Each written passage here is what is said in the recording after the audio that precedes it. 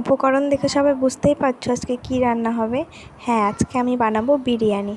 তো চলো, তোমাদের সবাইকে আমার চ্যানেলে আর পেজে অনেক স্বাগত। সবাই কেমন আছো? আশা করছি ভালো আছো। আমরাও বাড়িতে সবাই ভালোই আছি। তো এই সমস্ত বাজার ঘাট সমস্ত কিছু কমপ্লিট। দেখো, চালও আছে অল্প, 200 গ্রাম মাত্র চাল। আর এখানে যে মাংসও চলে এসছে বিরিয়ানির জন্য। বেশ সুন্দর সুন্দর, বাবা বলেছিল দোকান থেকে, ওরকম লেগ পিস বড় বড় করেই দিয়েছে। এদিকে আমার মাংসটাও ম্যারিনেট করা হয়ে গেছে। মাংসের মধ্যে টক দই মশলাপাতি যা দেওয়ার সমস্তটা দিয়ে আমি আর হাত লাগাইনি, যেহেতু লঙ্কা টঙ্কা দেওয়া আছে। আমি চামচ দিয়ে ভালো করে মাখিয়ে নিয়েছি। আর এই দেখো, ম্যারিনেট করা ছিল আধ ঘন্টা মতো। তারপরে আমি রান্নাঘরে চলে এসেছি। কড়াইতে তো তেল দিয়েই দিলাম, তোমরা দেখতে পেলে। ওদিকে কিন্তু চালটা আমি ধুয়ে টুয়ে তারপরে ভিজিয়ে রেখেছি।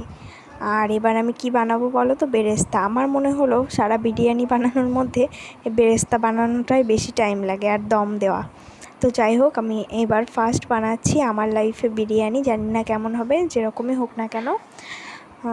দেখো, বলতে বলতে তোমাদের সাথে ওই পাটকাঠির পেছনের ওই দিয়ে আমার পায়ে লেগেছে। পাটা পুরো একদম ভীষণ জ্বালা করছে এই জায়গাটা।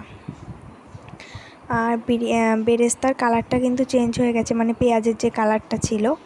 এবার আমি ওগুলোকে নামিয়ে দেখো আলু ভাজতে দিয়ে দিয়েছি, আর বেরেস্তাটাকে ঝুরঝুরে হওয়ার জন্য দিয়ে দিয়েছি। আর এই দেখো, এদিকে মাংসটা ম্যারিনেট করা আছে। মাংসটাকে এবার দিয়ে দেব আমি তেলে। দিয়ে ভালো করে তো কষিয়ে নেব, মানে কষিয়ে, মাংস যেমন রান্না হয় কষিয়ে জল দিয়ে, সেরকম সুন্দরভাবে রান্না করে তারপরে ওখান থেকে মাংস বড় বড়গুলো তুলে ভাতের মধ্যে দেবো। আর এই যে তোমাদেরকে চালটা দেখিয়ে দিলাম। আর এই দেখো, মাংসটা কিন্তু দারুণ হয়েছিল খেতে। এমনিতে কষা মাংস, কষা বলতে ঝোল ঝোল ঝোল জল দিয়েছিলাম। একেবারে যে কষা মাংসের ঝোলে ওরকম না, আমি পরে জল দিয়েছিলাম, দিয়ে ঝোলটা একদম মাখা মাখা মতো করেছিলাম। তো দারুণ টেস্টি হয়েছিল। আর এই দেখো, মশলা যেটুকু ছিল ওটুকু জল দিয়ে দিয়েছি। ওর মধ্যে আরও খানিকটা জল দেওয়া হয়েছিল, যাতে সিদ্ধ যদি না হয় সেই ভয়তে আমি বেশি করে জল দিয়ে দিয়েছিলাম। আর এইদিকে এই যে ভাতের জল বসিয়ে দিয়েছি। আর যা যা দিতে হয় জলের মধ্যে, তেজপাতা, গোটা গরম মশলা, লবণ। আর যেহেতু সাদা তেল ছিল না, তো সর্ষের তেল দিয়েই আমি করেছিলাম এটা। তো ভাতের মধ্যে একটুখানি দিয়ে দিয়েছি। আর এদিকে দেখো, মাংসটা ফুটছে কি সুন্দর, গন্ধটা দারুণ বেরোচ্ছিলো। কিন্তু আমি এখন ভয়েস ওভার দিতে দিতে আমার জিভে জল চলে আসছে।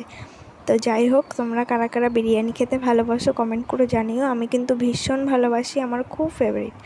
তো মা বললো যে বাড়িতেই বানিয়ে নে, এবার দেখ কেমন হয়। তো ওই জন্য বাড়িতেই বানিয়ে নিয়েছি। দেখো, মাংসটা আমি নামিয়ে ফেলেছি, পুরো রেডি। এখান থেকে যেটা নেব গ্রেভি, আর আলু আর মাংস পুরো ভাতের মধ্যে দিয়ে দেবো। আর এই যে বিরিয়ানির ভাতটাও আমার রেডি হয়ে গেছে 80%, বাকিটা তো পরে হবে। দেখো, দুধের মধ্যে জাফরান ভিজিয়ে রেখেছি।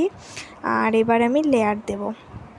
যেহেতু ফার্স্ট টাইম, যেমনই হোক না কেন চেটেপুটে খেয়ে নেব বিরিয়ানি, মাংস ভাত বলে খেয়ে নেব। তো যাই হোক, তোমরা দেখে জানিও যে দেখতে কেমন হয়েছে, ঠিক আছে।